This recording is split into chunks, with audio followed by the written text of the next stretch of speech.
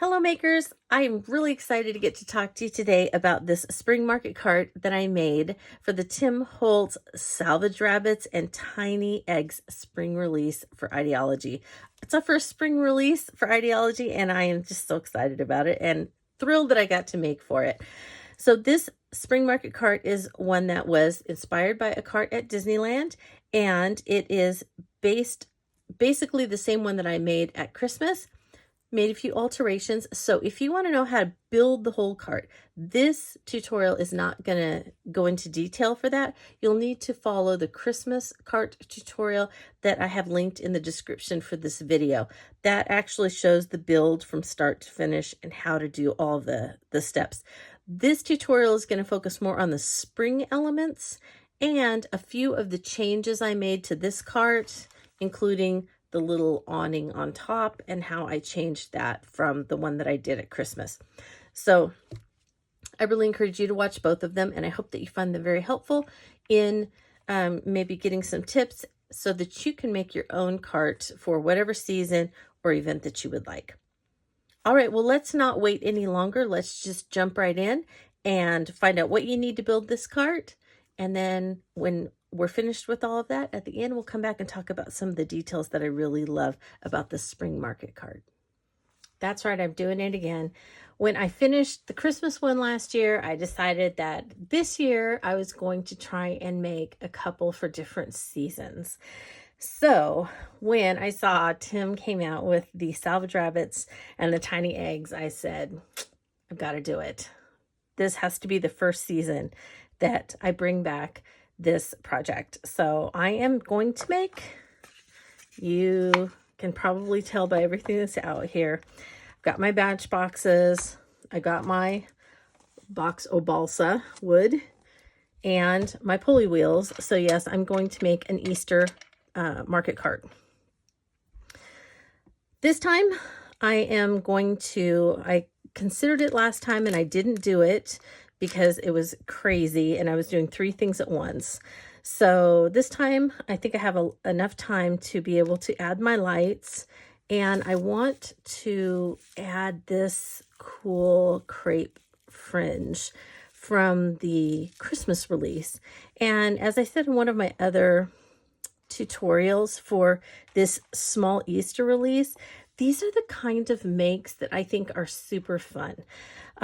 And it's not that the other ones aren't fun. They are just as fun. It's just that I really enjoy being able to pull things from maybe seasonal releases and also maybe even some things that are retired for a release like this, because it's a little more free than when it is a release of a bunch of new things. Because of course, we want to use the new things in our makes.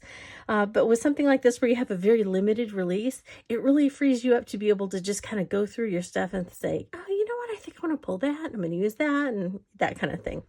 So anyway, so for this one, I am pulling out the crepe paper that I did not use at all for Christmas. So I'm going to use it for this, and I think I'm going to use it around the top of my cart.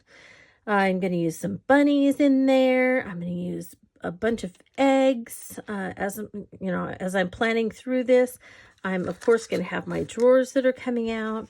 And I think I'm going to use these maybe as little Easter baskets. I hope they will work as Easter baskets. So that's kind of my plan. Not too much candy, maybe some more florals. We'll see. But this is kind of my plan, is I want it to be very springy, Eastery, a lot of fun. And so I'm looking forward to seeing what else I maybe find as I'm going through things that I can pull to put into this Easter card. So I am inviting you to join me as we get making. We're going to start at the very beginning, and that means that we are popping a side off of one of the boxes. And then if you look, because these are put together by hand, you can see that this side is a little cattywampus. And so I'm going to pop it off as well. And hope that, there we go. And I'm going to go ahead and glue it back on and put it in some vices so that we can make sure that it's straight, so that it sits straight on the bottom, and I can fit my matchboxes in. All right, so I'm going to take a little bit of time to kind of clean that up a little bit so that I can fit this right in there and make sure that it's straight, and then we can start building. All right, friends, so I have taken the front off of this. I fixed this side that was a little catawampus, and so now it's straight and it fits nicely on here, but it's actually, remember, it's the bottom, because then we have the matchbox drawers that come out the bottom here. So I want to actually attach these this time instead of just gluing them on, because it will be faster. And so here's the problem. These that come with the wheels are not long enough for you to be able to attach it if you drill a hole through the bottom of this. So a while back, Tim had kind of a, I don't even remember what it was called, but it was a pack of things with longer screws, and then with the right threads on them so that they will go in here. So the threads are important to make sure that you have the correct threading. And so they were so that you could actually attach wheels and things. So that pack has been retired. It also had like little eye hooks and eye screws. I don't know if that's what they're called. And then those tack nails. And so now they just have packages of tack nails. But if you purchased it back in the day, you would have these. If not, you'll have to go to take one of these to your local, I don't know, Lowe's or hardware store, and see if they can find one with the same threads that's about twice as long. Okay, and I would actually also take one of these just to make sure that you got the right threads and that it will go in. So there you go. If you want to actually attach them, if you just want to glue them like I did on the last one, then just take this out, glue them on, and leave them overnight. You're good to go. All right, but right now I'm going to use my Dremel. I'm going to drill 4 holes through this. I'm going to actually screw these in, and then I'm going to get started building around so I can get my matchboxes in there, and then glue these together so I can let them sit overnight. And then when I come back in the morning, I will be able to start painting and covering everything with paper. Hey makers, I have my cart completed and put together. If you want to see a detailed tutorial on how to make the cart out of 2 vignette boxes and matchboxes, I have that linked in the description here from the Christmas cart. So I didn't want to go over the exact same thing again, but I do have the base of the cart made. So I'm at the point where I'm going to start building the canopy, and I'm again using bits and pieces of balsa wood. As you can see, I have used all different shapes and widths and things like that to build this portion out and to be able to fit my matchboxes in. And so now I am going to be putting the canopy on, and I may do a little different canopy, kind of like one that they have at Disneyland on one of the flower carts. That's my cat Leota. And then I pulled out a bigger piece of balsa wood, which it's still soft, so I can still cut through it with my either my craft knife or my scissors. But I'm going to go ahead and put that down in the bottom of this so that it kind of raises up this top of the cart. So there's still a little bit of an edge, but everything that I put in it won't be clear down in there so that people can't see it. So I do want to raise the bottom up just a little bit so that the things show under the canopy. So I'm going to get to work doing that. And then when we come back, I'm going to cover it. And I think I'm going to cover it with this backdrop that looks like crackle, blue crackle paint. I think that'll be really cool for this cart. All right, so when we come back, I'll start to cover it. Current update on the cart. I have it covered with the crackle, and I covered the posts, and I also covered the front and a little bit of the side of each drawer so that when it's pulled out, it's all the same. I used different pulls this time. Instead of the knobs, I used these that I usually use at Halloween for like coffins and things like that. But I thought they were kind of fun and old world looking pulls, so I used those. And then I have the large or wide, I guess, the wide scallop trim. I've covered it. So this was a backdrop, and this is a backdrop from, let's see, this is volume 3. So this is volume 3 backdrops, and this one is also, it's kind of a canvas looking, and I wanted to do something different than just the flat top this time. There is a card at Disneyland that kind of has one with a peak. So I made the flat top, and then I made a little bit of just a kind of a peak by putting 2 pieces of chipboard together and then gluing those down onto the flat piece. And now I want to cover the ends. So I matched up the canvas, and I am now attaching this over the area at each end. And so I'm going to be gluing it and trimming it. And then once I have each end done, I will be covering the whole thing with, so both ends match, and then I'll be covering the whole thing with this piece that matches, and I matched it up with each side. Actually, I think it matches the front. I think the back's just a tiny bit off, but that's okay. So I will cover this with it,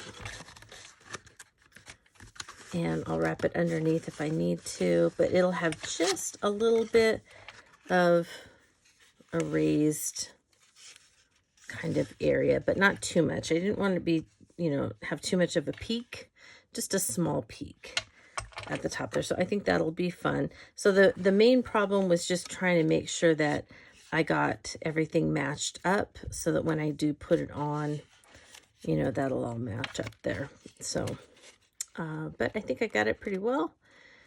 So I'm going to finish covering that. I will get it adhered. I have the roof finished, and I didn't finish the underneath because nobody's going to be looking. And if they do, maybe they deserve to see that it isn't finished. And the way that I'm going to attach this, it's going to cover up the fact that I went to all the trouble of matching this so that it would, so don't worry about that. No one's going to see it if you put this stuff around it. If you decide to just leave it plain like this, I would go to the trouble of matching it like I did, because I think that that looks good. But otherwise, forget it. It's not worth the trouble, because what I'm going to do now that I have my, this is going to attach to the underside, and then where this little wire is that comes out, that'll go over here. Then I'm going to attach this on, and once that's nice and secure and it's not going anywhere, then I'm going to turn it over and I'm going to attach the light and this underneath so that you can reach it, and you can change the batteries if you need to and all of that. So that'll be covered. That won't be a problem. And then once this is nice and dry, that's all secured, then I'll go ahead and I will secure this all the way around, just the top, and I'm just going straight around like this. All right, so that's how that goes. When I was coloring these, so you can see that some of them, the back part isn't colored, and I couldn't quite figure out why, but like these green ones, they're colored all the way over. And then like these kind of mauvey pink ones, only one side. So what I figured out was to get them colored all the way around, that when I put it in, I would blow on it and then just carefully, so instead of just kind of like shaking, you just carefully and blow on it as you go. Okay, so I have the blower, and now I'm going to put in 2 drops of the coral, and then the sunshine yellow.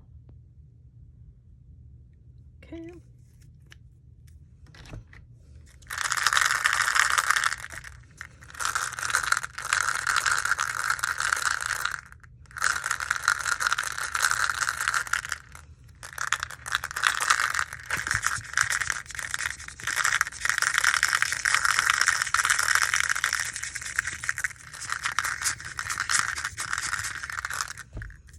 Okay, that looks pretty good.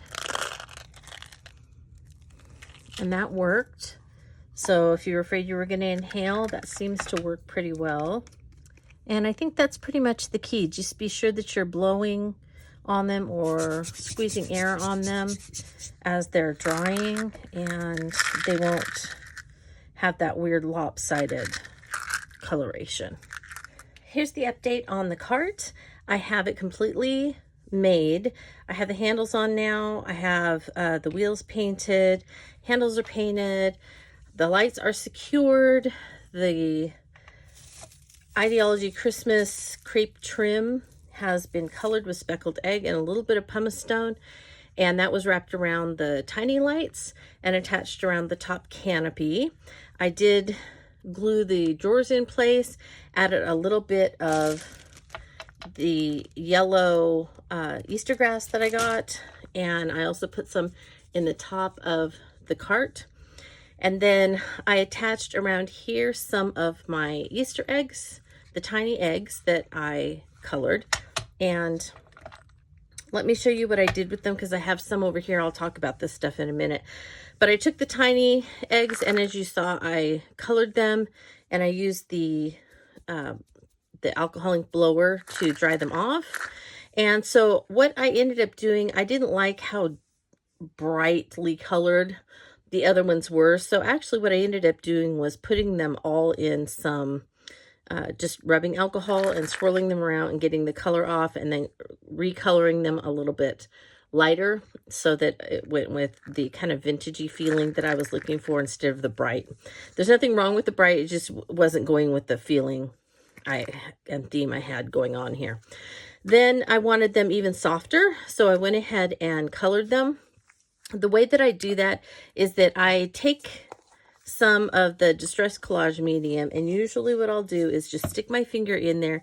I will put some Collage Medium on all 3 of these fingers, and then I will take an egg and I will just roll it around, or a bauble, or any of these little things that I want to color, and I'll roll it around and make sure the whole thing gets covered in Collage Medium, and then I will usually dump it in a little cup with some of the Rock Candy Distress Glitter, and I'll just roll it around in the Distress Glitter, and then usually put it out on something, maybe in another cup to dry.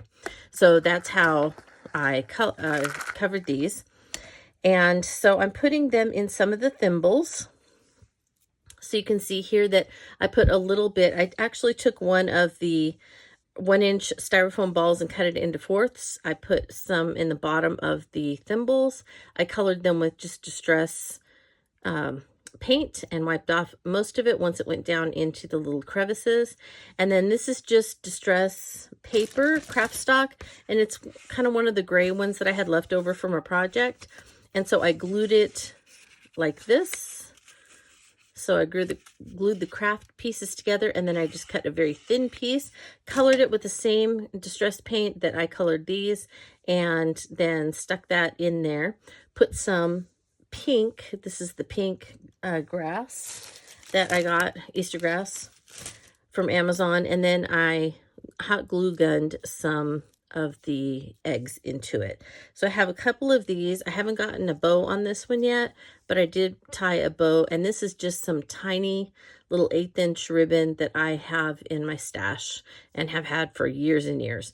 So you can just kind of go through your stash for little teeny tiny ribbons and things to add to your Easter baskets if you want. And then these are actually going to go in here. Then on the top, I'm going to have some more Easter baskets. And so I have not glued these yet, but you can see that I have the pink grass, I have the eggs, and then I did, both of these are the ones with kind of leaves and flowers or something. Did those in spun sugar. So I will be putting handles on those and getting ready to go. And then for the other ones, I thought it would be fun if I just did something, since this is inspired by Disneyland, and they have a little side street that leads to the lockers next to the market house in the midway part of Disneyland. And oh gosh, I want to say at least 10 or 11 years ago, they brought back a bunch of flowery carts and things that they change out the displays for the different seasons. So sometimes they're Christmassy, sometimes they're, you know, fall, that kind of thing. So I was inspired by this for the Christmas cart that I made by some of the carts there. And so this is also inspired by that. And in being inspired by Disneyland, I'm also inspired by the food and the treats. And so a lot of times for different seasons, they will make things, treats and things like that, that are just absolutely beautiful and too beautiful to eat even. So I took a packet of the heirloom florals. I colored them with some alcohol inks. And then I did the same thing where I actually brushed on some collage medium with these. I didn't roll them in my fingers. I brushed it on with a little tiny brush, and then I put these in the glitter and kind of shook them around, got them nice and covered so they would look kind of like sugared, you know, I don't know, florals that would go on a cake or a cupcake or some kind of snack like that. And then I thought it would be kind of fun to put them on these and make them kind of look like a really yummy little treat that you would get at Disneyland. So here is a sugared one that I used. Again, these are just, you know, bits of ribbon that I have in my stash. So that's going to go in there. This one looks like a yummy pink, springy kind of a little cake or something like that that you could get. That looks so delicious. And then I have a few more here that I'm going to be finishing up.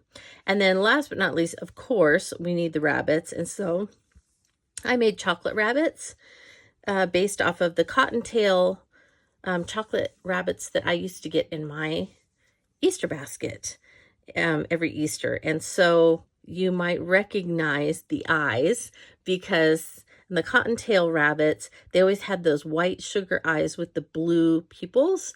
And for whatever reason, I always ate the eyes off of my chocolate rabbits first, and then the rest of the rabbit. And they always had a ribbon stuck on the side. So I have a ribbon stuck on the side, again, from my stash. And actually, the funny thing about this is from so long ago. This was a Martha Stewart ribbon that I bought in a roll, and I still have a bunch of it. So that's where that came from. So I have eyes on both sides because they're going to be in the cart and you'll be able to see them from both sides. And I made milk chocolate because I like milk chocolate, and dark chocolate because I know that Tim and Mario preferred dark chocolate. So I have two different types of chocolate Easter bunnies that are ready to go in the top of the basket. Now there is one other thing I may be making to put the rest of the eggs in. And we'll just see if I have time. I'm kind of at the last minute here, but I may be using the cauldron as an Easter basket and painting it. So we'll see if that works out or not. But if not, there's an idea for you. Paint the cauldron, put a handle on it, make it an Easter basket, put some Easter grass coming out, and a whole slew of wonderful vintage colored sugared tiny eggs. And that would be a fun Easter basket. So let's see how far I get with that. And it'll be a surprise at the end here when I wrap up. So the next time you see this, it will be finished. And I might have a manicure again. My manicures are at the mercy of my creating. And I don't know a single manicure that's ever made it through an entire ideology session of creating, because I just get too into it and get too messy. So we'll see, but thank you for putting up with my unmanicured hands as I finish this super fun spring cart. All right, makers, here is the final product. So here's the reveal of the spring Easter market cart, and I just love it. It is so whimsical and so much fun. I decided to go ahead and put the chocolate bunnies in the front, and I added a few more eggs around. On the side, I have one of the little pink baskets. I just added the flour in there and a few more eggs. The back has the little maybe cupcake holder, a few more eggs, another pink basket, and then the little cupcake with the pink flour on it. In the front drawers, we have the kind of coral and pool colored cupcake holders, and then our other green baskets are in the front. And then I did not show you, I mentioned it, but I wasn't sure I was going to do it, but I decided to, and I'm really glad I did. So this is one of the cauldrons. I painted it speckled egg, and you really can't see it, so I don't know that you have to kind of go to the trouble, but I did paint the handles like a chocolate color, and then I went ahead and painted the rim a chocolate color. I thought that that would go well with the bunnies, and I think it does. Then I went around the lip of not only the cauldron, but several of the little thimbles as well, with some really tiny lace that I have that was from May Company, I believe. I've had it for years, along with a lot of the ribbons that I've had. So I put that around the lip, and then I added, just like I did on all of these baskets, just that strip of craft stock that I added the same, whatever color I painted on the outside of the baskets, I went ahead and colored the craft stock that color, and then added it as a handle. And then I added just another little bit of ribbon on the top, and then put quite a few of the eggs in there. So I really love how that turned out. I think that's really fun. I continued to scatter a few more of the extra eggs around in here. Wrapped the light with that Christmas crepe fringe. Love all of the sparkly, glittery eggs that went in there. And then I just think that even the drawers look really fun this time with the little Easter baskets and all of that. And I love having the Salvaged rabbits in the front, my little chocolate bunnies. So I'm very happy with the way that this turned out. I think it's super, super cute, very springy, Eastery. And so I hope that I explained the details enough to you. If I didn't, you know what to do. Please contact me through my blog at playswellwithpaper.blogspot.com, and I will be more than happy to attempt to answer any questions that you have or make any clarifications that I can to help you make your own version of the spring market cart. Thanks again for following along, and I hope that you have a very creative day.